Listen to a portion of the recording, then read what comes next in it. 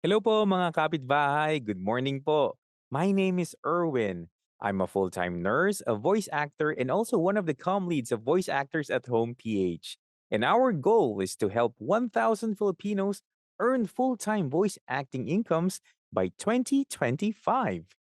So, if you're a voice actor, palagay ko po familiar or na-encounter niyo na tong read or direction na to. Kasi nowadays, this has become very popular and has been frequently requested by the clients, directors, or producers to do a conversational read. A conversational voiceover approach has been more common in recent years because customers understand that modern audiences prefer to converse with them or parang kinakausap mo lang sila. Chika-chika lang, ganun. And I don't think magbabago tong trend na to anytime soon. Pero sa totoo lang po, for me, a natural and personal read is much harder to pull off than it might seem because here, you need to sound more like a genuine person talking to your friends in regular situations. So, uh, parang hindi siya gano'n, ewan ko, parang for me hindi po talaga gano'n kadali. So ito po, tanong ko lang po sa inyo, mga kapitbahay, when reading directly from a script, how do you sound like you're having a normal or meaningful discussion and hindi parang nagbabasa lang? Hmm. Well, ano po, yun nga po gaya ng sabi ko medyo nahihirapan po talaga ako dito. But I'll be sharing some of my tips that I got from my coaches, mentors, friends, and pati na rin po sa mga ibang clients ko that really work on my end and hopefully mag-work o makatulong din naman po sa inyo kahit naman po paano. So ready na po ba tayo? Okay, so tip number one. First, consider or establish your character.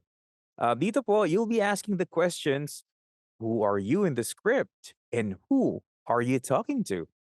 Well, marami naman pong options. You can be a friend. Well, actually, yan po yung pinaka-common friend. And o kaya ano, kung student pa po kayo, classmate, or katrabaho, o kaya ano, yung jowa nyo, ganun po. So, depende po sa trip nyo. Marami naman pong options eh. Bigay po ko ng example. For example po, you decided to be someone who is conversing to a friend, a family member, or someone you've decided to be your target audience and act as though you're speaking to them directly. Oh, 'di ba? Parang kayang-kaya naman, 'di ba? But it doesn't stop there. Kasi you also need to understand your persona, your intentions and your relationship to the listener. Kasi 'di ba parang gaano ba talaga kayo ka-close ng kausap mo? Kasi iba-iba naman yung way ng pakikipag-usap mo sa tao, 'di ba? And hindi lahat ng friends mo close mo or lahat ng 'di ba, hindi naman lahat ng friends mo talaga, 'di ba? Ay, joke lang, ano lang, marites na naman. So, you'll discover that a convincing voice acting will come much more naturally after you really grasp your motivation o kaya yung reason why you are saying your lines in the first place. Tip number two, when doing a conversational read, you need to sound like you are sharing your personal experience. So dito medyo yung approach po natin is subjective and emotional. So bigay po ako ng example. Kunwari sa commercial scripts, you need to act as though you have actually used the product. Tapos na-enjoy mo siya. And now, sinishare mo yung personal experience mo dun sa friend mo or dun kung sino man kung sino man yung kausap mo. Tapos yan, pinopromote mo pa siya kasi nga 'di ba, nag-work nga siya, talagang ano siya yung naging solution sa problem mo. You have to make sure that your emotions will get through to your listeners. So dito, if you feel satisfied or excited or maybe na-frustrate ka, these feelings should come through in your voice. Dapat maririnig namin 'yun, tsaka dapat mafi-feel namin 'yun. So this will definitely make you sound more authentic and believable. So guys, search your emotions. Remember, you are an actor, hindi ka announcer dito, and this is voice acting, not just a read. Okay, tip number three. Ito, medyo favorite ko to. Use a lead-in. A lead-in is a line or a phrase that springboards you in the right mood or feeling that you're talking to someone you're comfortable with. So ito, nakakatulong din ito to visualize talking to someone else instead of, just reading words out into the blue. Sa akin, kapag gumagawa po ako ng lead-in ko, I have to come up with a scenario in which the first line acts as a response to someone's query or siguro problem or statement.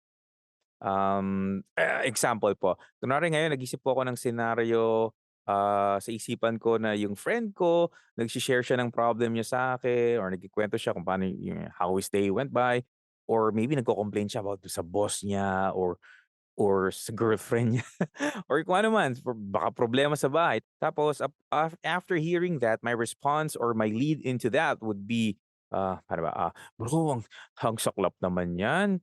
Alam mo sobrang naiintindihan kita, eh. Pero let me tell you something." Tapos yun na, first line of the script. Medyo OA yung lead-in ko 'no, medyo mahaba, pero I think you get my point. So bahala na po kayo kung gaano kahaba or kaikli yung lead-in niyo. So ayun, remember po, you need to spend time analyzing the situation to, ensure that it makes sense. Hindi yung parang gumawa lang pero hindi ka naman talaga nakakahugot ng emotion dun or nakakabuwelo dun. So, wala rin, useless din. Tip number 4: avoid overpronunciation and over-enunciation.